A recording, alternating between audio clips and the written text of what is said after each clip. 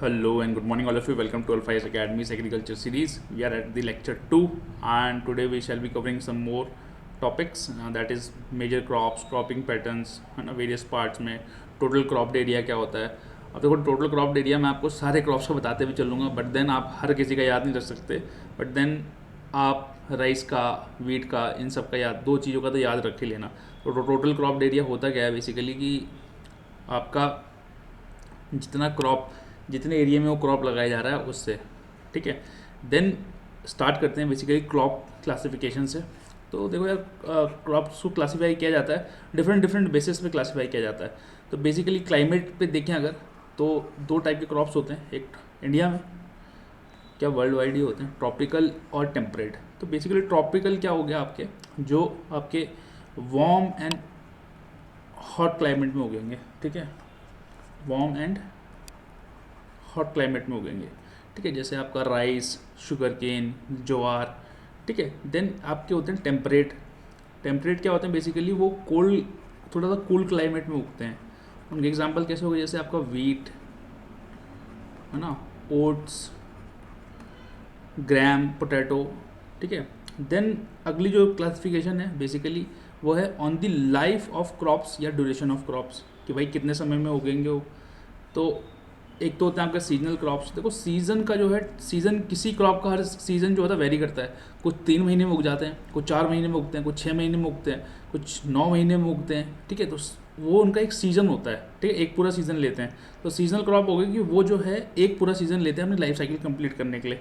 इसमें आपके आ जाएंगे राइस, ज्वार, आपकी वीट, ये इस कैटेगरी में आ जाती है. देन टू सीजनल क्रॉप्स की बात करूँ मैं, तो टू सीजनल क्रॉप्स हो गए आपके जो बेसिकली 2 सीज़न लेते हैं. भाई एक सीज़न नहीं, 2 सीज़न लेते हैं उगने में. तो बेसिकली 6 महीने का हम एक रफली एक एस्टिमेट मानते हैं इंडिया में कि 6 महीने का एक सीज़न होता है. तो 2 सीज़न लेते हैं. जैसे कॉटन हो गया, टर्मरिक हो गया, आपका जिंजर हो गया. ठीक है, टर्मरिक क्या हुआ आपका हल्दी, जिंजर क्या हुआ आपका अदरक. Then annual crops. Annual crops क्या होते हैं बेसिकली, ये एक साल लेते हैं पूरा ग्रो करने में. ठीक है, इसकी एग्जाम्पल क्या हो गया, जैसे sugarcane. Then biennial crops क्या हो गए, जो 2 साल लेंगे. ठीक है, तो ये बाइलियन क्रॉप्स हो गए, 2 साल जो लेते हैं, जैसे बनाना, पपाया. देन पेरिनियल क्रॉप्स मतलब जो 12 मासी क्रॉप होते हैं, जो हमेशा लगे रहते हैं या जो अपने टाइम से उग जाते हैं. जैसे मैंगो जो है बेसिकली एक टाइप का पेरिनियल क्रॉप है, वो हर साल एक गर्मियों में उगना ही उगना है. फ्रूट्स हैं बहुत सारे, गुआवा है, तो वो बेसिकली अपने टाइम पे उग जाते हैं. ठीक है, देन अगली जो क्लासिफिकेशन है वो ग्रोइंग सीजन पे है. थोड़ा सा ये इंपॉर्टेंट है क्योंकि इसमें हम बात करते हैं वही आपका खरीफ, रबी एंड जैद. ठीक है, खरीफ और रबी के बीच में जैद उगाया जाता है. बेसिकली इंटरवीनिंग टाइप का क्रॉप होता है, छोटी सब्जियां वब्जियाँ उसमें उगाते हैं. तो खरीफ देखो, जैसे ही याद आएगा तो बहुत लोग कंफ्यूज होते हैं, तो मैं तो उसको ऐसे याद रखता हूँ कि खरीफ मतलब आपका गर्मी. ठीक है, या हॉट क्लाइमेट चाहिए, या बारिश हो रही है बहुत ज़्यादा, रेनफॉल. ठीक है, रबी कैसे होगा, थोड़ा सा कूल क्लाइमेट. बट देन जो रबी वाले क्रॉप्स होते हैं ना, इसका सबसे अच्छा एग्जांपल है वीट. उनको अच्छी खासी सनशाइन चाहिए होती है जब वो बेसिकली राइपनिंग के टाइम पे, जब उनकी तुड़ाई होनी होती है या जब उनकी जुताई होनी होती है, जब उनका हार्वेस्ट का टाइम आता है ना बेसिकली, तब उनको जो है आपका ब्राइट सनलाइट चाहिए होती है.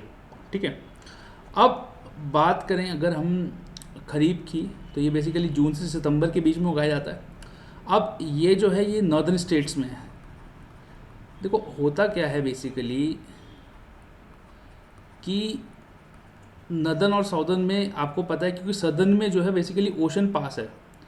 ठीक है, ओशन पास है. ओशन पास होने की वजह से क्या होता है कि जो टेम्परेचर है वो ज़्यादा वेरी नहीं करता इन एरियाज़ में. ठीक है, यहाँ पे जो एनुअल या डेली का जो वेरिएशन या एनुअल वेरिएशन अगर टेम्परेचर की बात करूँ मैं, तो सदर्न स्टेट्स में जो है वो बड़ा कम रहता है. ठीक है, तो बेसिकली वहाँ आप 12 मासी, अब आप मुंबई चले जाओ, वहाँ आपको दिल्ली में आप रहोगे तो वहाँ को गर्मी भी मिलेगी और सर्दी भी मिलेगी. बट देन आप मुंबई चले जाओ, आपको वहाँ लगभग लगभग गर्मी ही मिलेगी. भाई ठीक है, हो सकता है 2-4 डिग्री का टेम्परेचर कम हो जाए, बट देन आपको वहाँ गर्मी मिलेगी ही. तो एक टाइप का यूनिफॉर्म क्लाइमेट है सदर्न स्टेट्स में. तो सदर्न स्टेट्स में जो है बेसिकली कुछ क्रॉप्स तो ऐसे हैं जो 12 मासी उगते हैं, हर सीज़न में उगते हैं. जैसे राइस. राइस आपका वहाँ खरीफ में भी उगेगा, रबी में भी उगेगा और जैद में भी उगेगा. उसका बहुत एक अच्छा एग्जांपल है वेस्ट बंगाल। वेस्ट बंगाल में चले जाओ आप, वो एक साल में 3 फसल उगाते हैं राइस की, जिसको हम औस अमन और बोरो भी बोलते हैं। एनसीईआरटी में दिया हुआ अगर आप देखें, ठीक है। आप अगर हम नॉर्दर्न स्टेट्स की बात करें तो खरीफ में या जब बारिश हो रही होगी या गर्मियों में क्या होगा, राइस, कॉटन, बाजरा, मेज़, रागी। देन अगर हम सदर्न स्टेट्स की बात करें उस टाइम तो राइस, मेज़, ज्वार, तोर, ग्राउंडनट, ये सब उगेंगे, ठीक है। सदर्न स्टेट्स में सर्दियों में भी वही उगेंगे, बट देन नदर्न स्टेट्स में क्योंकि सर्दियाँ बहुत ज़्यादा हो जाती हैं, ठंड ज़्यादा होती है, तो हमें चेंज करना पड़ेगा। तब आपकी वीट आ जाएगी, ग्राम, रेप सीड्स, मस्टर्ड, बार्ले भाई, ठीक है। तोड़िया, रेप सीड्स किसे बोलते हैं, तोड़िया सुना है आपने, तोड़िया होता है रेप सीड्स। एंड मस्टर्ड क्या होती है, सरसों, ठीक है। बार्ले तो आजकल सब खा ही रहे होंगे, सब आजकल हेल्थ कॉन्शियस हो गए क्योंकि। देन जैद जो होता है वो थोड़ी इंटरवीनिंग पीरियड में होता है, वो अप्रैल से जून के बीच में उगाया जाता है। इसमें बेसिकली फ्रूट्स, चारा वगैरह, वेजिटेबल्स ये उगाई जाती हैं। वो सेम ही है सदर्न एंड नॉर्दर्न स्टेट्स के लिए। Then classification based on root system. भाई रूट सिस्टम, अब क्या हुआ कि पेड़ है तो पेड़ की कुछ रूट्स भी होंगे। तो टैप रूट सिस्टम क्या होता है, बड़ी भैया इसकी जो टैप रूट सिस्टम में क्या होता है, बहुत डीप, अगर ये सॉइल है तो बड़ी डीप रूट्स होती हैं, अंदर तक चले जाती हैं रूट्स। उसका एग्जांपल आपका जैसे तोर की दाल हो गई, ग्रेप्स हो गए, कॉटन हो गया, ठीक है। देन फाइबरस रूट क्या होती है, थोड़ी शैलो सी होती हैं, ज़्यादा नीचे नहीं जाती, बट ये गुच्छा सा बन जाता है जिसका आपने अगर उखाड़ोगे उसको तो गुच्छा सा मिला हुआ बनेगा आपको, उसको बोलते हैं हम फाइबरस रूट। उसका एग्जांपल क्या हो गया, वीट, राइस, जितनी भी दालें हैं, ठीक है। Then classification based on number of cotyledons. तो कॉटिलिडॉन्स क्या होता है, 2 टाइप के होते हैं, तो मोनो कॉटिलिडॉन होता है, एक डाई कॉटिलिडॉन होता है। डाई में क्या होता है, बेसिकली 2 कॉटिलिडॉन होते हैं ऐसे, और मोनो में क्या होता है, सिंगल कॉटिलिडॉन होता है, बस यही फ़र्क होता है दोनों के बीच में। तो उसको मोनोकॉट्स और डाइकॉट्स भी बोलते हैं। मोनोकॉट्स में क्या हो गया, 1 कॉटिलिडॉन है, डाइकॉट्स में क्या हो गया, 2 कॉटिलिडॉन है ऐसे, ठीक है। 2 में ऐसे होंगे 2, और जो सिंगल में सिंगल होता है, ठीक है। देन फोटो पीरियड, भाई length of the photo period for required for floral initiation. भाई कुछ पौधे होते हैं कि उन्हें सनलाइट बड़ी ज़्यादा चाहिए होती है, तभी वो जो होते हैं फ्लावरिंग स्टार्ट होती है उसमें। तो शॉर्ट डे प्लांट क्या हो गए कि भैया अगर ठीक है लेस देन 10 आवर्स भी हमको सनलाइट मिल रही है तो हम ग्रो कर जाएंगे, हम अपना फ्लावर दे देंगे। बट लॉन्ग डे प्लांट्स क्या बोलते हैं, नहीं भैया हमको तो कम से कम 10 आवर्स की सनलाइट चाहिए ही चाहिए, ठीक है। देन डे न्यूट्रल प्लांट्स क्या होते हैं, ये आजकल के बच्चों जो नए बच्चे आ रहे हैं उनकी तरह होते हैं कि हमें फ़र्क ही नहीं पड़ता कितने घंटे की लाइट है कितने घंटे की नहीं है, इन्हें फ़र्क नहीं पड़ता, they are day neutral plants. तो बेसिकली शॉर्ट डे प्लांट्स कैसे एग्जांपल दोगे आप, तो ये राइस, ज्वार, ठीक है, आपका black gram, green gram. Long day में आपका वीट, बार्ले, ठीक है, ये सब आ जाएंगे। देन डे न्यूट्रल में जिन्हें फ़र्क नहीं पड़ता, हमें फ़र्क नहीं पड़ता, भैया जी को फ़र्क नहीं पड़ता, उसमें कौन सा आ जाएंगे, कॉटन, सनफ्लावर, ठीक है, ये सब आ जाएंगे। देन मेजर क्रॉप्स की बात करें अगर हम इंडिया में, जल्दी से देख लेते हैं, पहले सीरियल्स पढ़ लेते हैं। देखो सीरियल्स क्या होता है, अनाज, इसको हम अनाज बोलते हैं। सबसे इंपॉर्टेंट कौन सा है, राइस और वीट। इसमें सबसे ज़्यादा इंपॉर्टेंट कौन सा है, राइस, ठीक है। तो लगभग 54% जो एरिया है इंडिया का वो उसमें सीरियल्स उगाते हैं हम लोग, ठीक है। इंडिया जो है वर्ल्ड का जो है लगभग वर्ल्ड में 11% अनाज जो है अगर भारत से जाता है, वर्ल्ड का जो 11% अनाज है वो भारत प्रोड्यूस करता है। और हम जो है 3rd नंबर पे हैं सीरियल प्रोडक्शन में, after hmm, tell me in the comment box, China and USA, ठीक है। राइस की बात करें तो लगभग 22.07% हम इसका प्रोडक्शन करते हैं। चाइना के बाद हम सेकंड लार्जेस्ट कंट्री हैं जो राइस का प्रोडक्शन सबसे ज़्यादा करते हैं, सेकंड लार्जेस्ट है। और लगभग हमारा 1/4 एरिया जो है, 1/4 एरिया जो है क्रॉप्ड एरिया जो है उसमें जो है राइस ही उगता है, ठीक है। बेसिकली राइस है क्या, एक खरीफ क्रॉप है, मैंने आपको बता दिया। हाई टेम्परेचर चाहिए होता है इसको, एंड लगभग 25 डिग्री सेल्सियस का टेम्परेचर चाहिए, और हाई ह्यूमिडिटी चाहिए, और रेनफॉल चाहिए इसको लगभग 100 mm से ऊपर, 100 सेंटीमीटर से ऊपर इसको रेनफॉल चाहिए, ठीक है। वीट की बात करें, second most serial important crop है। बेसिकली अच्छा खासा ये नदर्न एंड सेंट्रल रीजन्स में उगता है। इंडो गैंगेटिक प्लेन में बहुत सी गेहूँ उगती है। टोटल क्रॉप्ड एरिया की मैं अगर बात करूँ तो 14% जो है एरिया, टोटल क्रॉप्ड एरिया जो है आपका वीट के अंदर है। थोड़ा सा इसको कूल क्लाइमेट चाहिए होता है, बट देन इसको ब्राइट सनशाइन चाहिए होती है जब राइपनिंग होती है, जब हार्वेस्टिंग होती है तो उसको धूप चाहिए होती है, ठीक है। तो इसलिए ये आप देखा अप्रैल में इसकी हार्वेस्टिंग होती है, जब बैसाखी वगैरह मनाई जाती है तो उस टाइम धूप बड़ी अच्छी पड़ रही होती है, ठीक है। अब बात करते हैं मिलेट्स की। तो आजकल तो भैया ये चर्चा में है क्योंकि हमारे कंजम्पशन पैटर्न चेंज हो रहे हैं। इसका डायबिटिक में, वेट मैनेजमेंट में बड़ा अच्छा रिजल्ट आ रहा है। सबसे पहले ज्वार देख लेते हैं। ज्वार की अगर मैं बात करूँ तो लगभग सबसे ज़्यादा यही उगता है मिलेट्स में, 16.50% है इसका टोटल क्रॉप एरिया। और सोरगम भी, अगर ये इसको हम सोरगम के साथ मिक्स कर दें, सोरगम चारा सुना है आपने, जो बेसिकली गाय वगैरह को खिलाया जाता है, गाय भैंस को, उनके साथ उसको मतलब ये उसके साथ क्लब किया जाता है। जब उसका टोटल क्रॉप एरिया देखा जाता है तो वो 5.3% आता है of the total area of the country, but then it's not very important, ठीक है। बाजरा की बात अगर मैं करूँ तो ये north western and western parts में होता है, ठीक है। इसको hot and dry climatic condition चाहिए, ठीक है, hot and dry climatic condition चाहिए।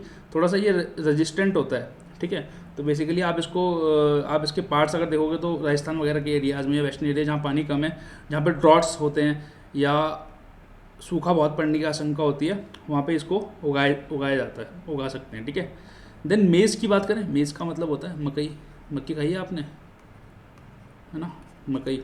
तो बेसिकली इसको फूड और फोडर दोनों के रूप में इस्तेमाल किया जाता है। भाई हम खा भी सकते हैं, आप भुट्टा खाया होगा आपने सर्दियों में, है ना, भून के उसे खा रहे हैं या उबाल के आप खा सकते हैं। देन जो उसका नीचे वाला स्टेम होता है उसको आप अपनी जो गायें हैं भैंसें उन्हें खिला सकते हैं, फोडर के रूप में इस्तेमाल कर सकते हैं आप इसको, ठीक है। ये ओल्ड एलोवियल जो सॉइल होती है ना, उसमें बड़ा अच्छा उगता है यार ये, ठीक है। और इसको टेम्परेचर लगभग 21 से 27 डिग्री सेल्सियस का चाहिए होता है, ठीक है। अब बात करें अगर पल्सेस की, तो पल्सेस दो सबसे इंपॉर्टेंट है, एक है ग्राम, एक है अरहर या तोर की दाल जिसे बोलते हैं। भाई ग्राम कौन सी, चने की दाल देखी है आपने, चना दाल, वो सबसे इंपॉर्टेंट होती है, येलो कलर की होती है, देख लिया करो थोड़ा सा जाके, ठीक है। कभी पता होना चाहिए कि चने की दाल कौन सी और तोर की दाल कौन सी, बड़ा कन्फ्यूजिंग है, मैं वैसे आपको बताऊँ, बट ठीक है 2-4 बार देखोगे तो समझ में आ जाएगा, ठीक है। क्योंकि आप सीखो अब कि चने की दाल और तोर की दाल कैसे होती है। पता लग रहा है आपको, किसी ने बोला कि भैया ऐसा करना है, चने की दाल बनाना बढ़िया वाली, और आपने बना दी तोर की दाल, तो बड़ी दिक्कत हो जाती है कई बार, ठीक है। But then coming back to the discussion, gram या चने की दाल जो होती है बेसिकली आपकी सब ट्रॉपिकल एरियाज़ में उगती है, रेन फेड क्रॉप है, रवि सीजन में ही उगता है, ठीक है। और लगभग टोटल क्रॉप एरिया इसका 2.8% है। देखो टोटल क्रॉप एरिया मैं आपको बता रहा हूँ, but then it's not very important. तोर की बात करूँ, अरहर की बात करूँ, तो ये सेकंड मोस्ट इंपॉर्टेंट पल्स है इंडिया में। इसको रेड ग्राम और पिजन पी के नाम से सुना होगा आपने, पिजन पी के नाम से भी जानी जाती है। राइटिंग का कुछ करते हैं यार, जल्दी करते हैं, कुछ बड़ी गंदी हो रही है, इतनी ख़राब है नहीं मेरी राइटिंग, ठीक है। Then central area southern states में इसको उगाया जाता है, लगभग टोटल क्रॉप एरिया की बात करूँ तो 2% में ये उगाई जाती है, ठीक है। अब बात करें अगर हम ऑयल सीड्स की, भाई तेल कहाँ से आता है हमारा, सबसे पहले ग्राउंड नट का मतलब होता है मूंगफली। तो लगभग वर्ल्ड का हम 18.8% जो ग्राउंड नट है वो इंडिया से आता है। वर्ल्ड में अगर टोटल ग्राउंड नट प्रोडक्शन की बात करें तो 18.8% इंडिया से आता है। अब जितने भी ये डाटा हैं यार, ये 2018 के डाटा हैं बेसिकली, उसके बाद का डाटा हमें मिला नहीं, बट देन जब आएगा तो हम आपको अपडेट कर देंगे। खरीफ क्रॉप है ये एक टाइप का, ठीक है, खरीफ क्रॉप है ये। और रबी में भी इसको उगाया जा सकता है, बट देन सदर्न इंडिया में इसको उगाते हैं रबी में, ठीक है, रबी में भी इसको उगाते हैं, बट देन सदर्न इंडिया में उगाते हैं, ठीक है। और 3.6% है इसका total crop area. Rape seed और मस्टर्ड की बात करें, रेप सीड मतलब तोड़िया और मस्टर्ड मतलब सरसों। बेसिकली जो राय, सरसों, तोड़िया, टमेटा, इसमें बहुत सारी चीज़ें आती हैं। भाई सरसों का साग किसने खाया होगा, किसने नहीं खाया होगा ना, कितना अच्छा बनता है अगर उसमें मक्की की रोटी के साथ खाया जाए। तो बेसिकली ये सब क्या है, ये सब वो सब ऑयल सीड्स हैं। अगर आप उसको तोड़िए को बड़ा कर देंगे, उसके बाद अगर आप जाएंगे, उसे काटा जाता है, सुखाया जाता है, सुखाने के बाद उसके तेल निकाला जाता है, ठीक है। उसको सुखा के फिर उसको जो है चक्की में ले जाते हैं, पिसवा के फिर तेल निकाला जाता है। अदर ऑयल सीड्स की बात करें अगर हम, तो आपका सोयाबीन का ऑयल, ठीक है, आपने देखा होगा, सनफ्लावर का ऑयल, देन राइस ब्रांड, जो राइस के ब्रांड से जो ऑयल निकलता है, ठीक है। ये डिफरेंट काइंड्स ऑफ ऑयल होते हैं, बट देन ये कम क्वांटिटी में उगाए जाते हैं इंडिया में। अब बात करते हैं प्लांटेशन क्रॉप की, टी, भैया चाय। आजकल चाय के कितने स्टार्टअप चल रहे हैं, चाय से लोगों ने, ठीक है, मल्टी क्रोड स्टार्टअप्स बना रखे हैं। चाय सुट्टा बार, चबार, पता नहीं, एक आपके प्रफुल्ल बिल्लोरा जी का भी एक स्टार्टअप है, ठीक है, एक MBA चाय वाले हैं वो, ठीक है। और एक हम मेरे घर के बगल में एक B.Ed चाय वाली एक लड़की थी, उसने B.Ed चाय वाली दुकान खोल दी, काफ़ी अच्छी दुकान चल रही है। तो बेसिकली देखो टी कितना इंपॉर्टेंट हो गया। बट देन हमारा जो टॉपिक है वो है टी को अच्छे से पढ़ना। तो बेसिकली 2 टाइप से आप टी को पीते हैं। आपने आजकल तो ग्रीन टी भी चल रही है, तो आपको फ़र्क बता देते हैं भैया ब्लैक टी और ग्रीन टी में क्या फ़र्क होता है। देखो ब्लैक टी जो होती है ना, वो आपकी जो उसकी लीव्स होती हैं वो फर्मेंटेड होती हैं, ठीक है, फर्मेंटेड होती हैं, बट जो ग्रीन टी होती है ना, इसकी जो लीव्स होती हैं वो अनफर्मेंटेड होती हैं। ठीक है, ठीक है। तो टी लीव्स में देखो दो चीज़ें होती हैं, एक तो जिसके लिए आप उसको पीते हैं कैफीन होती है, एक टेनिन भी होता है उसके अंदर। ठीक है, ये केमिकल्स होते हैं दो टाइप के। आई कहाँ से थी टी? ये नदर्न चाइना से आई थी। और इंडिया में कहाँ कहाँ सबसे पहले कहाँ उगी थी? वेस्ट बंगाल, स्टेट ऑफ वेस्ट बंगाल में उगी थी। वहाँ पे 3 उसके डिस्ट्रिक्ट्स हैं, वहाँ पे बड़ी अच्छी चाय होती है, जैसे दार्जिलिंग, एक जलपाईगुड़ी, एक कूच बिहार डिस्ट्रिक्ट है। और कहाँ उगती है चाय? आपका बेसिकली तमिलनाडु, केरला में उगती है। नीलगिरी एंड कार्डमम हिल्स जो है वेस्टर्न घाट्स के, वहाँ पे उगती हैं। बड़ी अच्छी बात यह है कि हम India is the leading producer, India is the leading producer of T. और लगभग हम लोग 21.22% जो है वर्ल्ड की चाय जो है हम उगाते हैं। ठीक है, तो अगर 100 किलोग्राम उग रही है तो उसमें से 21.22 किलोग्राम जो है इंडिया से आती है चाय। ठीक है, सबसे ज़्यादा इंडिया में कौन उगाता है? आपका असम। लगभग मैं आपको बताऊं अगर, तो असम का आधे से ज़्यादा जो जहाँ पे भी खेती या प्लांटेशन होती है उसमें से सबसे ज़्यादा, आधे से ज़्यादा में तो चाय उगाते हैं हम लोग। ठीक है, अब तो चाय बेसिकली बहुत इंपॉर्टेंट भी हो गई है विद टाइम। ठीक है, उसके बाद क्या है, वेस्ट बंगाल एंड तमिलनाडु हैं, वो भी अच्छे से उगाते हैं। देन सेकंड हमारे पास कॉफ़ी। दो कॉफ़ी की 3 वैरायटी होती है बेसिकली, अरेबिका, रोबस्टिका एंड लिबेरिका। ये क्या है? ट्रॉपिकल प्लांटेशन क्रॉप है। ठीक है, तो भारत में उगाया जा सकता है क्योंकि इंडिया क्या है, ट्रॉपिकल एंड सब ट्रॉपिकल दोनों हैं। इंडिया में जो है अच्छी वाली कॉफ़ी उगती है भैया। ठीक है, अरेबिका जो होती है, एंड बड़ी डिमांड है इंडिया की कॉफ़ी की, बट देन हम लोग जो है 3.1% ही उगाते हैं कॉफ़ी में, और 8th नंबर है हमारा कॉफ़ी प्रोडक्शन में। और सबसे ज़्यादा कॉफ़ी कौन उगाता है मैं आपको बता देता हूँ, ब्राज़ील, उसके बाद वियतनाम। ठीक है, फिर बात करते हैं रबर की। तो बेसिकली रबर भी एक प्लांटेशन क्रॉप है, हाईली, ये एक टाइप का बेसिकली इक्वेटोरियल क्रॉप है, मतलब बेसिकली इक्वेटोरियल के अराउंड एरियाज़ में उगते हैं। बट आप सोचेंगे कि ये कैसे यहाँ उगा लेते हैं हम लोग, तो बेसिकली कुछ हम चीज़ें करते हैं, कुछ मॉडिफिकेशन करते हैं। और रबर को जो है बेसिकली, इसलिए रबर जो है इंडिया के नदर्न स्टेट्स में नहीं मिलेगा आपको, कहीं कहीं मिल जाएगा, बट देन इसकी जो ज़्यादा खेती होती है वो आपके सदर्न स्टेट्स में होती है, केरला, तमिलनाडु, वहाँ पे आपको ज़्यादा रबर मिलेगा। ठीक है, इसको जो है बेसिकली रेनफॉल बहुत ज़्यादा चाहिए होती है यार बॉस। ठीक है, इसको लगभग 200 सेंटीमीटर की रेनफॉल चाहिए होती है। मॉइस्ट एंड ह्यूमिड क्लाइमेट चाहिए होता है। केरला, तमिलनाडु, कर्नाटका, अंडमान निकोबार, वहाँ पे ये सब उगता है। और जो मेघालय, जहाँ बारिश, जो गारो खासी हिल्स हैं, उसका गारो वाला जो पार्ट है मेघालय का, वहाँ पे उगता है। हम लोग जो है 4th लार्जेस्ट प्रोड्यूसर हैं। ठीक है, और ये डाटा 2011-12 का है, उसके बाद का हमें डाटा मिला नहीं यार। ठीक है, देन फाइबर क्रॉप्स की बात करें तो कॉटन एंड जूट को गोल्डन फाइबर भी बोलते हैं। तो कॉटन भी क्या है, एक बार ट्रॉपिकल क्रॉप है, खरीफ सीजन में ये उगता है। ठीक है, सेमी एरिड एरियाज़ में उगता है। बेसिकली देखो फाइबर क्रॉप्स की एक बड़ी इंटरेस्टिंग कहानी है। जब देखो पार्टीशन हुआ ना इंडिया पाकिस्तान का, और इंडिया पाकिस्तान का, तो बेसिकली इंडिया, हमने पाकिस्तान भी खोया और फिर ईस्टर्न पाकिस्तान जो कि बांग्लादेश बना उसे भी खोया। तो ये दोनों जो पार्ट्स थे, तो जो आपका आज के टाइम पे जो पाकिस्तान है वहाँ कॉटन बहुत उगता था, और जो आपका उस टाइम का ईस्टर्न पाकिस्तान और आज का जो बांग्लादेश है वहाँ जूट बहुत अच्छा उगता था। तो जो हमारे दोनों अच्छे रीजन्स थे, cotton producing and jute producing, हमने वो खोए। तो हमें देखो इमोशनल लॉस और टेरिटोरियल लॉस तो हुआ ही हुआ है, बट देन हमें इकोनॉमिकल लॉस भी हुआ, हमें क्रॉप वाइज लॉस भी हुआ। ठीक है, तो कॉटन जो है बड़ा अच्छा उगता है पाकिस्तान में, बहुत सारे एरियाज़ में वहाँ कॉटन उगता है, जो पंजाब वाला एरिया। ठीक है, उससे ऊपर वाला एरिया है। देन जो जूट है आपका बांग्लादेश में बड़ा अच्छा उगता है, उसको जो है बैग्स वगैरह बनाने में काम आता है। ठीक है, इंडिया की अगर कॉटन की बात करें तो देखो यार, कॉटन जो है बेसिकली सिल्क वॉर्म से निकलता है। ठीक है, कोकून्स जो होते हैं सिल्क वॉर्म के, बेसिकली ये कोई कॉटन कोई ज़मीन से निकलता है, सिल्क वॉर्म से आप सॉरी गलती हो गई, वो सिल्क निकलता है। ठीक है, कॉटन जो है बेसिकली उगाया जाता है, it is a tropical crop. But then मैं आपको जो बता रहा था, सॉरी मेरा दिमाग कहीं और चला गया। बट देन 2 टाइप का कॉटन होता है, एक होता है लॉन्ग स्टेपल, एक होता है शॉर्ट स्टेपल। ठीक है, लॉन्ग स्टेपल जो होता है बेसिकली बाहर का है, अमेरिकन है ये, और शॉर्ट स्टेपल जो है आपका इंडियन है। ठीक है, और शॉर्ट स्टेपल हम दोनों ही उगाते हैं। शॉर्ट स्टेपल जो है इंडियन जो है वो भी उगाते हैं, और जो लॉन्ग स्टेपल अमेरिकन जो है वो भी उगाते हैं। देखो, और लॉन्ग स्टेपल को नरमा भी बोलते हैं। ठीक है, इंडिया में। ठीक है, दोनों ही टाइप का उगाते हैं। लगभग 4 टोटल क्रॉप एरिया की बात करें तो कॉटन के अंदर 4.7% है। ठीक है, अब देखो यार 2 फाइबर क्रॉप और हैं, एक होता है हेम्प, एक होता है नेचुरल सिंक। वो मेरे को याद आएगी इस स्लाइड में, मेरे को जस्ट याद आ गया कि नेचुरल सिंक भी पढ़ाना है आपको। ठीक है, क्योंकि इसमें वो मिस आउट हो गया तो मैं वहाँ चला गया। तो हेम्प क्या होता है, हेम्प कैनबिस, चरस जिसको बोलते हैं, तो उसको मेडिसिनल यूज़ है, इंडस्ट्रियल यूज़ है, और भी यूज़ है जो कि मैं आपको प्रिस्क्राइब नहीं करूँगा। ठीक है, आप उसको यूज़ ना करें। ठीक है, क्योंकि you should be high on life not on hemp, that's what I believe. ठीक है, नेचुरल सिल्क की बात करें तो बेसिकली कोई सॉइल पे नहीं उगता है, जो कोकून्स होते हैं उससे निकाला जाता है, सिल्क कोकून्स होते हैं उससे निकाला जाता है, गोल गोल से होते हैं वाइट रंग के, उनसे जो है इसको निकाला जाता है। तो बेसिकली 4 टाइप के फाइबर क्रॉप्स हैं, cotton, jute, hemp and natural silk. Other crops की बात करें हम तो एक हमारे पास शुगर केन है।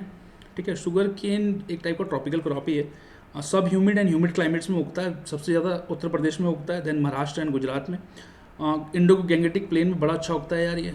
ठीक है, अगर आप एरियाज़ ऑफ बिहार, गोरखपुर इधर चले जाएँ तो वहाँ पे बड़ा अच्छा उगेगा ये। सेकेंड लार्जेस्ट प्रोड्यूसर हैं हम लोग, यहाँ पे भी देखो फर्स्ट नहीं आ पाया ठीक है, सेकेंड है। सबसे ज़्यादा कौन उगाता है? ब्राज़ील। देखो उसके ना कुछ रीजंस हैं कि इंडिया फर्स्ट क्यों नहीं है इतने ज़्यादा एरिया में उगाने के बावजूद, क्योंकि हम लोग की प्रोडक्टिविटी बड़ी कम है। ठीक है, बट देन तब भी हम लोग 19.7% जो है वर्ल्ड का शुगर केन उगाते हैं, एंड अच्छी बात है। लेकिन इसका जो टोटल क्रॉप एरिया है वो सिर्फ 2.4% है, तो बड़े कम एरिया में हम इसको उगाते हैं। देन हॉर्टिकल्चर क्रॉप्स की बात करें, देखो हॉर्टिकल्चर में क्या क्या आ जाता है आपका? सब्जियाँ, फ्लावर्स, ऑर्नामेंटल प्लांट्स, है ना, ये सब आपको हॉर्टिकल्चर, फ्रूट्स, वेजिटेबल आ जाते हैं। लगभग 13% ऑफ वर्ल्ड वेजिटेबल उगाते हैं हम लोग। ठीक है, एंड हम लोग सेकंड लार्जेस्ट प्रोड्यूसर हैं। और हम लोग क्या क्या देते हैं इसमें, बेसिकली क्या क्या उगाते हैं? आपका ब्रिंजल हो गया, टोमेटो हो गया, कैबेज हो गया, पोटैटो हो गया, पी हो गया, बेसिकली सब्जी एंड फ्लावर्स। ठीक है, तो ये बात थी मेजर क्रॉप्स ऑफ इंडिया की। अब बात करते हैं क्रॉपिंग की। ठीक है, तो क्रॉपिंग में भी 2 टॉपिक पढ़ेंगे, पहले क्रॉपिंग सिस्टम पढ़ लेते हैं। तो क्रॉपिंग सिस्टम क्या होता है? बेसिकली क्रॉपिंग पैटर्न से थोड़ा सा ब्रॉडर होता है।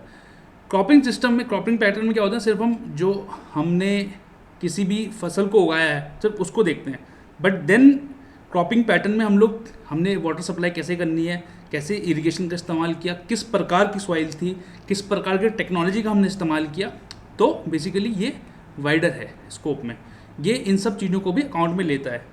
तो टाइप्स ऑफ क्रॉपिंग सिस्टम पढ़ लेते हैं पहले। तो सबसे पहला है मल्टीपल क्रॉपिंग। मल्टीपल क्रॉपिंग में बेसिकली क्या होता है कि आप जो है 2 से ज़्यादा क्रॉप, ग्रेटर देन 2 क्रॉप जो है सीज़न बाय सीज़न या ऑर्डरली सक्सेशन में उगाते हैं। किस पे? ज़मीन पे या अपनी जो आपकी लैंड है या फार्म पे। डबल क्रॉपिंग क्या होता है कि आप जो है एग्जैक्टली 2 फसल उगाते हैं या 2 क्रॉप्स उगाते हैं in a year in sequence. Then monoculture and monocropping, देखो ये ऑलमोस्ट और एक सोलो क्रॉपिंग या सोल क्रॉपिंग जिसको बोलते हैं, बेसिकली एक ही चीज़ होती है। बेसिकली मोनोकल्चर में हम क्या करते हैं कि सेम क्रॉप को, सेम सोल क्रॉप को सेम लैंड पे उगाते रहते हैं। ठीक है, लेकिन मोनोक्रॉपिंग में तो same soul crop in same land रहता ही है, बट ईयर आफ्टर ईयर भी उसको उगाते रहते हैं। ठीक है, तो मोनोकल्चर क्या है कि थोड़ा सा क्या पता थोड़े टाइम के बाद हम चेंज भी कर दें, बट देन मोनोक्रॉपिंग में हम 7-10 साल जो है ईयर आफ्टर ईयर जो है सेम क्रॉप उगाते हैं। ठीक है, अब सोल क्रॉपिंग की बात करूं तो बेसिकली ये वैरायटी की बात करता है।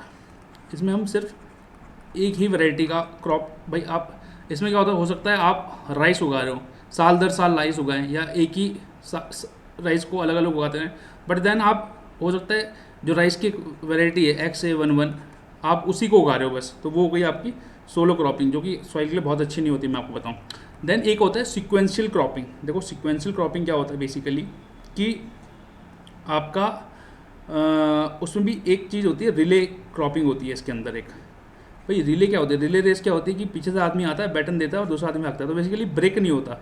तो क्या हुआ कि आपने एक फसल बोई यहाँ पे, अब यहाँ पे इसका काटने का टाइम हो गया, उससे पहले ही जस्ट यहाँ पे आपने दूसरी फसल बो दी, फिर यहाँ पे उसका कटने का टाइम हुआ तो उससे पहले आपने दूसरी फसल यहाँ पे बो दी। तो ये एक टाइप का क्या है?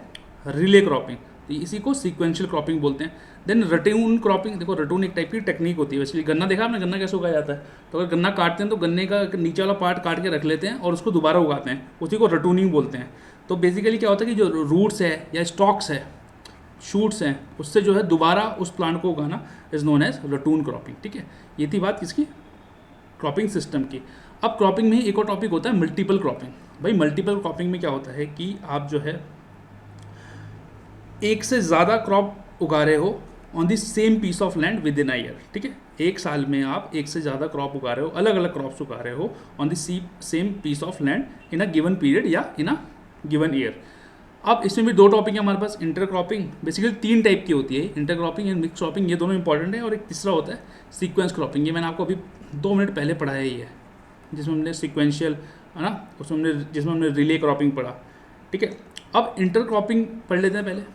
अब इंटर क्रॉपिंग क्या होती है, बेसिकली आपने 2 फसल जो है एक साथ उगानी है, ठीक है। अब उसमें सबसे पहले होती है स्ट्रिप क्रॉपिंग। स्ट्रिप क्रॉपिंग में क्या करते हैं आप, एक आपकी स्ट्रिप ये बन गई, ठीक है, अब एक अलग कलर ले लेते हैं, एक आपकी स्ट्रिप एक ये बन गई, ठीक है, देन फिर आपने एक और बना ली, ठीक है, फिर आपने एक और स्ट्रिप अलग पौधे की बना दी, तो मान लिया ये ए क्रॉप है, ये बी क्रॉप है, फिर ए क्रॉप है, फिर बी क्रॉप है। बेसिकली इसमें क्या होता है कि इसमें स्ट्रिप क्रॉपिंग और पैरेलल क्रॉपिंग में फ़र्क क्या होता है, बेसिकली होते दोनों स्ट्रिप्स में ही है, बट देन फ़र्क क्या होता है कि स्ट्रिप क्रॉपिंग में जो स्पेस रखा जाता है वो इतना रखा जाता है कि वो ग्रोथ में भी हेल्पफुल हो, बेसिकली मतलब ग्रोथ भी हो जाए प्लांट की और ये आपस में इंटरेक्ट भी कर सके। तो एक टाइप से ये इंटरेक्शन पे रहता है इसका ध्यान कि ये प्लांट्स आपस में किसी प्रकार से इंटरेक्ट कर पाएँ, आपस में एक दूसरे को सपोर्ट दे पाए। बट पैरेलल क्रॉपिंग में क्या होता है स्ट्रिप की तरह ही है, ऐसे ही बोए जाते हैं, बट देन कोई कंपटीशन नहीं होता, अलग अलग क्रॉप होते हैं, उन्हें एक दूसरे से लेना देना ही नहीं होते हैं। देन सिनर्जिस्टिक क्रॉपिंग होती है एक, ठीक है। सिनर्जिस्टिक क्रॉपिंग होती है कि बेसिकली हमने 2 क्रॉप उगाए एक्स एंड वाई, और ये दोनों जो है एक दूसरे को सपोर्ट करते हैं, ठीक है। जीवन में जैसे आपके बहुत सारे रिलेशन होंगे जो एक दूसरे को आप सपोर्ट करते हैं और बेहतर बनाते हैं, ठीक है।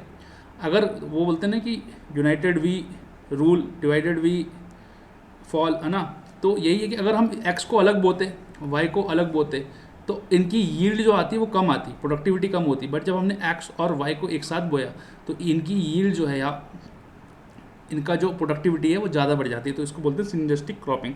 Then multi storey cropping, multi storey में कुछ नहीं होता, basically height of the crops अलग अलग होती हैं इसमें, ठीक है, इस टाइप से दिखती है कुछ field. Then relay intercropping मैंने आपको बता ही दिया कि दूसरे को हार्वेस्ट करने से पहले तीसरी या चौथी आप फसल बो लेते हो, ठीक है। देन एक होता है आपका एले क्रॉपिंग। देखो एले में क्या होता है, ऐसी ही स्ट्रिप्स होती हैं। अब क्या होता है, ये झाड़ियाँ टाइप की होती हैं, श्रब्स होते हैं या आपके हेजेस होती हैं, इसके बीच में उगाए जाते हैं कोई भी जो फसल होती है। अब इसको जो है हेजिंग को जो है काट के रखा जाता है, या क्या बोलते हैं उसको प्रून किया जाता है इस प्रकार से कि जो बीच में फसल हो रही है वो ढंग से हो पाए, ठीक है। एडवांटेजेस क्या हैं आपके इंटर क्रॉपिंग के, देखो एक तो बायोडाइवर्सिटी बढ़ती है, पेस्ट का अच्छे से कंट्रोल होता है, सॉइल इरोजन रिड्यूस होता है। ऑर्गेनिक फार्मिंग में तो ये बहुत ही ज़्यादा हेल्पफुल है, ऑर्गेनिक फार्मिंग का एक पार्ट ही है बल्कि ये। देन आपकी जो यील्ड होती है वो अच्छी होती है, वीड्स का जो सप्रेशन होता है वो बढ़िया होता है। तो ये एडवांटेजेस थे इंटर क्रॉपिंग के। मिक्स क्रॉपिंग में क्या होता है, मिक्स क्रॉपिंग में आप कुछ नहीं करते, हड़बड़ कर देते हो आप, या आपने 2-4 क्रॉप्स की सीड ली, उसे मिलाया आपस में और बो दिया, ठीक है। तो बेसिकली इसमें कोई ऐसा नहीं कि ऐसे स्ट्रिप्स लगी हुई हैं या आपने कोई पैटर्न बना रखा है, ऐसे कोई पैटर्न नहीं होता। ये बेसिकली हैप्पैज़ार्ड होता है, 2 फूल आपको किसी क्रॉप के मिलेंगे, फिर तीसरा किसी और का होगा, चौथा किसी और का, कोई सीक्वेंस नहीं होता इसमें बेसिकली, ठीक है, मिक्स क्रॉपिंग में। और ये बेसिकली ड्राई लैंड्स में प्रैक्टिस ज़्यादा की जाती है। अब फ़र्क देख लेते हैं जल्दी से। देखो इंटर क्रॉपिंग में और मिक्स क्रॉपिंग में फ़र्क क्या है। इंटर क्रॉपिंग में जो है जो ध्यान होता है या एम होता है वो प्रोडक्टिविटी बढ़ाने पे होता है, बट देन मिक्स क्रॉप में जो होता है वो क्रॉप फेलियर को रिड्यूस करने पे होता है, ठीक है, क्रॉप फेलियर को रिड्यूस करने पे इसका ध्यान होता है। इंटर क्रॉपिंग में जो होती है सीड्स मिक्स नहीं की जाती, ठीक है, बट देन मिक्स क्रॉपिंग में सीड्स मिक्स की जाती हैं, ठीक है। इंटर क्रॉपिंग में जो आप पौधे या फसल उगा रहे हैं आप उसको अलग अलग टाइम पे बोएं, एक साथ बोएं, कोई फ़र्क नहीं पड़ता, बट देन मिक्स क्रॉपिंग में उसको आप एक साथ ही बोते हैं, ठीक है।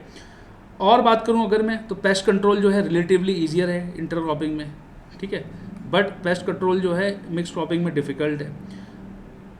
इंटर क्रॉपिंग में आप स्पेसिफिक फर्टिलाइज़र इस्तेमाल करते हो, मान लिया ये ए फसल है आपकी, तो ए में जो फर्टिलाइज़र डलना है वो आप ए में इस्तेमाल करोगे, बी में जो डलना है उसमें बी करोगे, but then inter mix cropping में क्या होता है आप सेम फर्टिलाइज़र और पेस्टिसाइड यूज़ कर लेते हो। और जो इंटर क्रॉपिंग होती है उसमें जो मेन क्रॉप होता है उस पर ज़्यादा ध्यान दिया जाता है। मिक्स क्रॉपिंग में बेसिकली सबको बराबर ध्यान दिया जाता है, ठीक है। तो ये दोनों में थोड़ा सा फ़र्क था। Then factor influencing cropping pattern, ठीक है, तो बेसिकली 5 फैक्टर्स में हमने डिवाइड कर दिया। पहले एग्रोनॉमिक या टेक्निकल देख लेते हैं। तो इसमें कौन कौन से आ जाएंगे कि भैया उस जगह का क्लाइमेट कैसा है, उस जगह की सॉइल टाइप कैसी है, कैसा इरिगेशन फैसिलिटीज़ है, टोपोग्राफी कैसी है, फर्टिलिटी कैसी है सॉइल की, ड्रेनेज कैसा है, फर्टिलाइजर कैसा है, कैसे इस्तेमाल कर रहे हैं, सीड किस क्वालिटी की है, क्या टेक्निक का इस्तेमाल कर रहे हैं, किस प्रकार की लेबर वहाँ पे अवेलेबल है, क्या उसका स्किल सेट है, ये आपका एग्रोनॉमिक टेक्निकल में आ जाता है। देन सोशल फैक्टर्स में जैसे आपका फूड हैबिट्स की वहाँ का लोग खाते कैसे हैं या क्या खाते हैं बेसिकली। जैसे सदर्न इंडिया में आप चले जाएंगे तो वहाँ पे चावल का ज़्यादा प्रयोग किया जाता है या चावल ज़्यादा खाते हैं। नॉर्दर्न इंडिया में रहते हैं तो वहाँ लोग रोटी भी खाते हैं, तो वीट का ज़्यादा इस्तेमाल किया जाता है।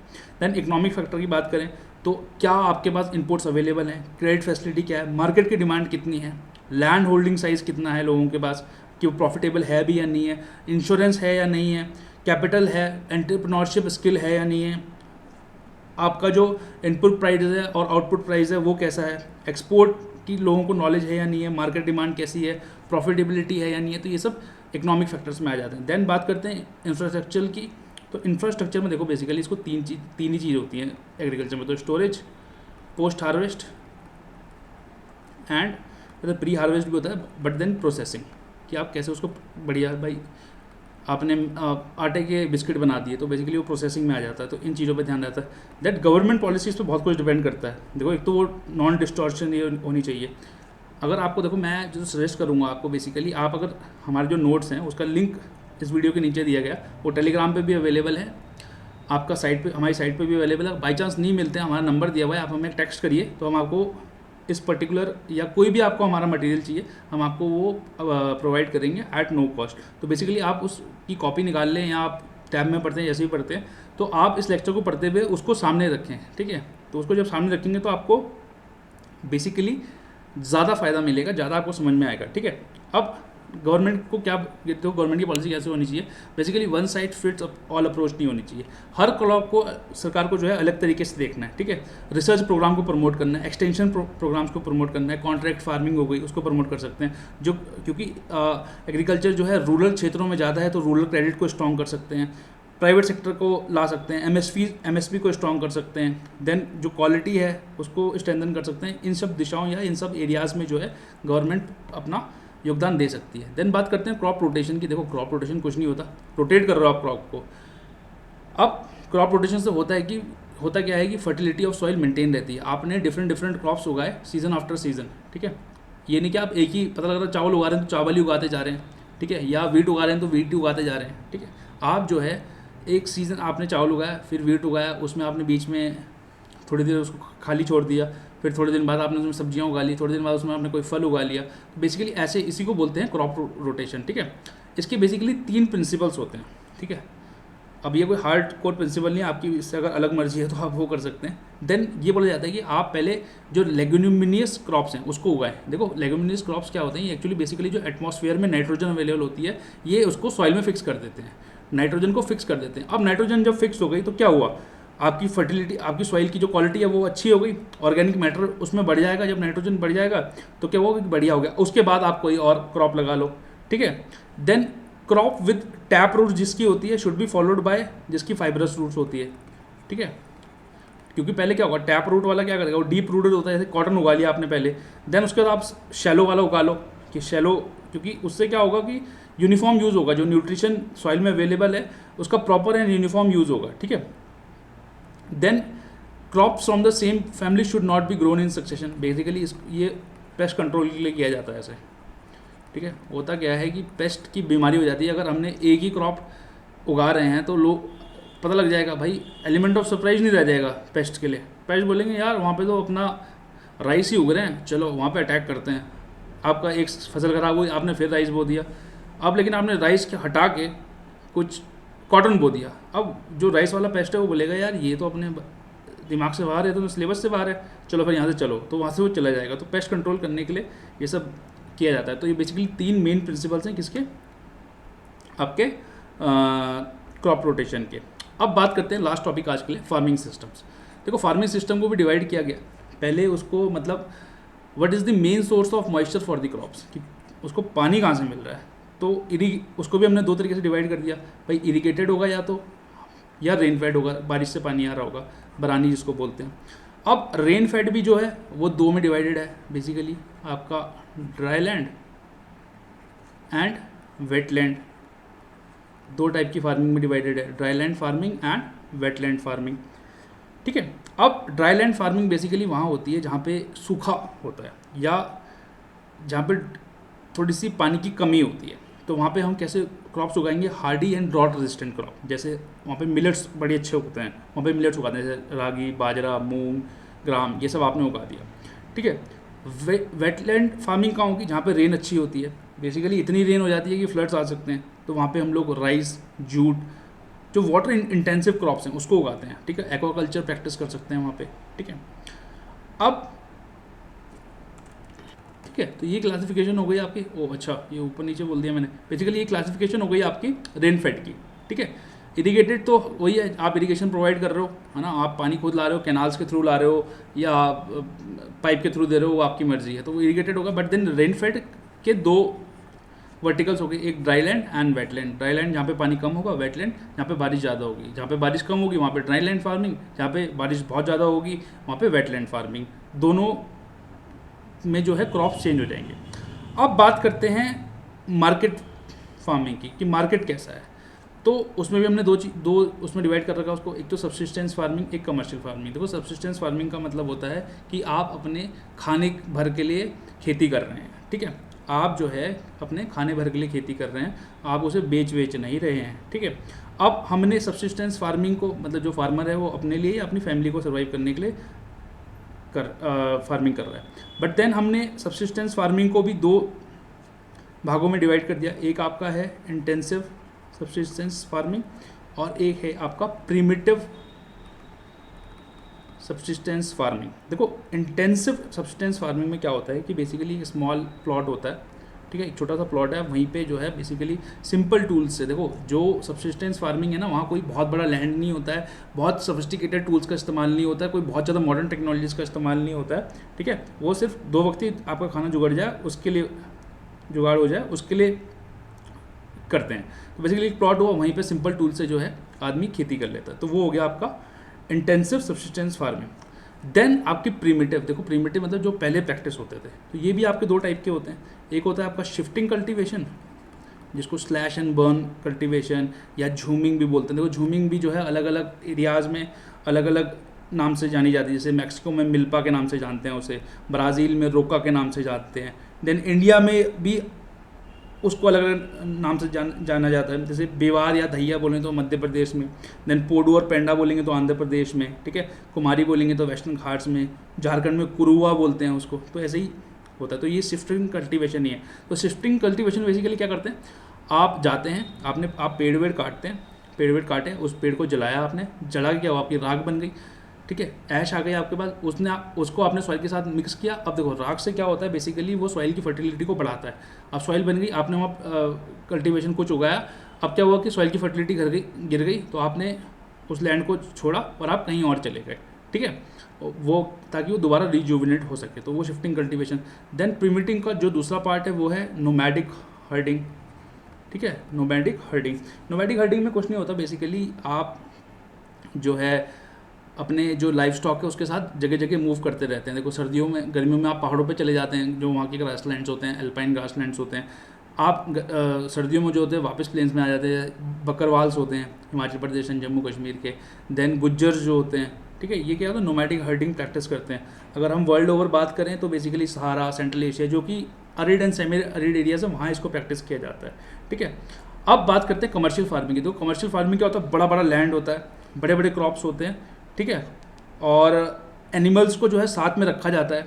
उससे फ़ायदा क्या होता है कि बेसिकली अब आपने मान लिया 200 गायें रखी हुई हैं। अब गाय क्या, वो खाद दिया, खाद को आपने क्या किया कि खाद को जमा कर लिया, उससे वर्मी कंपोस्ट बना लिया, सीधा खाद को आपने खेत में डाल दिया, तो आपका क्या मैन्योर प्रिपेयर हो गया ऑटोमेटिकली। तो बड़े फार्म्स हैं आपके पास, तो वो बड़े प्रॉफिटेबल होते हैं। सोफिस्टिकेटेड टूल्स का इस्तेमाल होता है यहाँ पे। ठीक है, मशीन्स का इस्तेमाल होता है। मिक्स्ड फार्मिंग की जाती है, प्लांटेशन आप इसमें भी प्लांटेशन कर सकते हो। भाई आपने रबर पॉपुलर के पेड़ लगा दिए, पता लगा 400 बीघा में, या आपने रबर का लगा दिया, टी प्लांटेशन कर ली या कॉफ़ी प्लांटेशन कर ली। ठीक है, बेसिकली क्या होता है, ये प्रॉफिटेबल है। कमर्शियल फार्मिंग का मतलब है कि आप बेचने के उद्देश्य से फार्मिंग कर रहे हैं। ठीक है, उसमें आप बेसिकली जो मैक्सिमम देखा जाता है, यही देखा जाता है कि बेसिकली जो लोग हैं वो लाइफ स्टॉक भी साथ में रखते हैं। भाई आपने मुर्गियाँ भी पाल ली तो आप उसको जो है बेच रहे हैं, मीट का इस्तेमाल मीट में इस्तेमाल कर सकते हैं। तो बेसिकली कमर्शियल फार्मिंग भी एक अलग टाइप की फार्मिंग है जो कि मार्केट फार्मिंग के बेसिस पे हम डिवाइड कर सकते हैं। देन कमर्शियल फार्मिंग में ही बेसिकली मिक्स फार्म, 2-3 टॉपिक्स होते हैं। एक तो आपका मिक्स फार्मिंग हो गया, ठीक है। मिक्स फार्मिंग मैंने आपको पढ़ाई दिया कि आप जो है सिर्फ खेती नहीं कर रहे हैं, आपने लाइफ स्टॉक भी रखी हुई है साथ में, ठीक है। आपने बकरियां भी रखी हुई हैं, आपने मुर्गे भी रखे हुए हैं, आप एग्स निकाल रहे हैं, उसको भी बेच रहे हैं। तो मतलब बहुत कुछ कर रहे हैं। बेसिकली एडवांटेज क्या होता है मिक्स फार्मिंग का, मैं आपको बताऊं कि आपका जो बिजनेस होता है वो एक टाइप का हाईएस्ट मतलब रिटर्न बहुत अच्छा आता है मिक्स फार्मिंग में। अच्छा, आपके पास पूरे साल वर्क है, आप खेती नहीं कर रहे हो तो आप लाइफ स्टॉक में लगे हुए हो, है ना, लाइफ स्टॉक से छूटे तो खेती कर रहे हो। देन जो आपका लैंड, लेबर, इक्विपमेंट है उसका अच्छा इस्तेमाल होता है, ठीक है। बाय प्रोडक्ट्स मिल जाते हैं आपको, बहुत सारे फोडर मिल जाता है, स्ट्रॉ मिल जाता है, मैन्योर मिल जाता है, सॉइल की फर्टिलिटी अच्छी रहती है जिसके। देन एक चीज़ होती है स्पेशलाइज्ड फार्मिंग, ठीक है। स्पेशलाइज्ड फार्मिंग, तो स्पेशलाइज्ड फार्मिंग होती है कि बेसिकली आप क्रॉप्स तो उगा रहे हो अलग अलग, बट देन एक आपका मेन क्रॉप है और जो आपकी इनकम आ रही है बेसिकली वो 50% से ज़्यादा जो है उस पर्टिकुलर क्रॉप की वजह से आ रही है। तो आप वो आपकी होगी स्पेशलाइज्ड फार्मिंग। देन एक होती है आपकी डाइवर्सिफाइड फार्मिंग। देखो डाइवर्सिफाइड फार्मिंग में क्या होता है, आप बहुत कुछ एक साथ उगा रहे हो, ऐसा कुछ नहीं है कि मेन क्रॉप है और मेरी आमदनी जो है मेनली इसी से आएगी। आपकी जो आमदनी है वो अलग अलग चीज़ों से आएगी, ठीक है। तो ये हो गया डाइवर्सिफाइड एग्रीकल्चर। तो इस लेक्चर में इतना ही, अगले लेक्चर में सस्टेनेबल एग्रीकल्चर, ऑर्गेनिक फार्मिंग, है ना, और 2-4 टॉपिक और देख लेंगे। तो और zero budget natural farming ZBNF जो टॉपिक चल रहा है वो भी देख लेंगे, ठीक है। तो आज के लिए इतना ही। Thank you all for watching, and if you have any doubts, any problems, you can always contact us on this number. The notes has been given on the site as well as the Telegram group. You can go there, download it, and you face any problem, please contact us, feel free. And if you have any suggestions, any query, you can always comment in the comment box and we shall try to reply you back as soon as possible. So thank you all very much. Till then, take care, bye bye, see you, keep smiling.